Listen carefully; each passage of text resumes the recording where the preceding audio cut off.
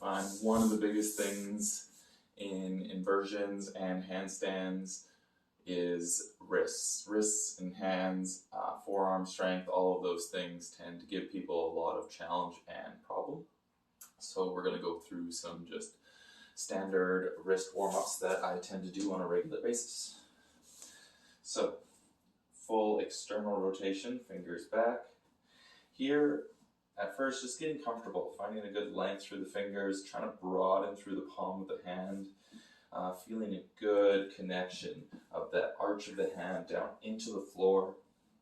And then just when it feels right for you, making some motions with the hips, moving side to side if there's something that feels juicy, just hanging out there. More just mobilizing and opening up the hands and the wrists to begin with. We can even do some bends. The palms of the hands can lift off the ground. We're stretching out into the fingers, the whole palmar fascia up into the forearms. The elbows in and out. We also have the option to move through the shoulder blades in this position. Or if we want to add more load so that we're starting to build up conditioning and strength of the forearms and hands in this position, we can take a plank pose or start to play with our inverted hands in slightly different positions, moving maybe towards a down dog style posture, and so on and so forth. Same goes with the nice deep internal rotation. I really like this because it helps get into the flexor carpi ulnaris and the other side of our forearm flexors. Again, same sort of things. We can move through the shoulder blades. We can bend through the elbows. We can play with weight shifts. We can move towards that plank pose. So on and so forth. All right. One big thing I find for wrist and forearms is actually individualizing the fingers. So moving one finger at a time, we can move side to side on the finger, sliding through, keeping the other ones into our hands, move to the middle finger, try not to use the thumb to maintain that strength of the other fingers.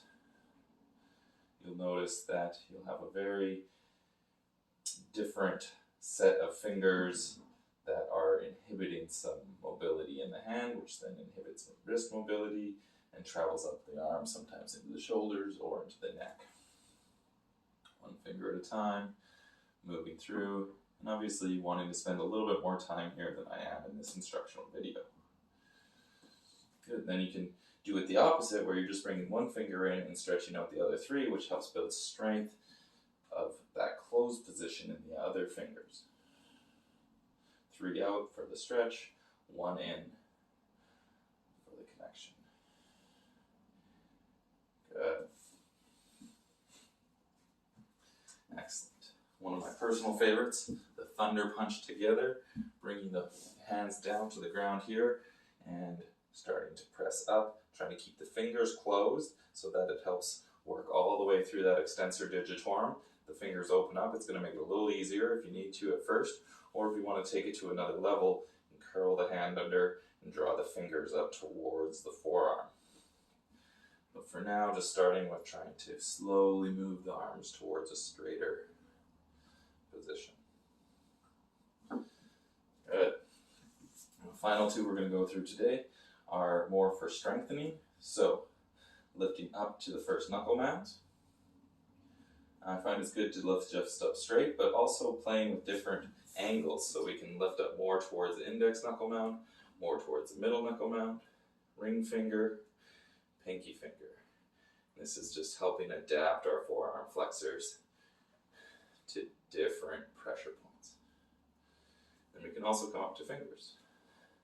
Good strength in the fingers as if I'm gripping the ground as I pull up, so I'm pulling and tightening all towards the center of my palm. And we can make these harder or easier by either bringing the knees forward to make it a little easier, or the knees further away to make it slightly harder, eventually moving into a plank type position. Hope this helps. Thanks for tuning in. May you find the freedom to truly express yourself.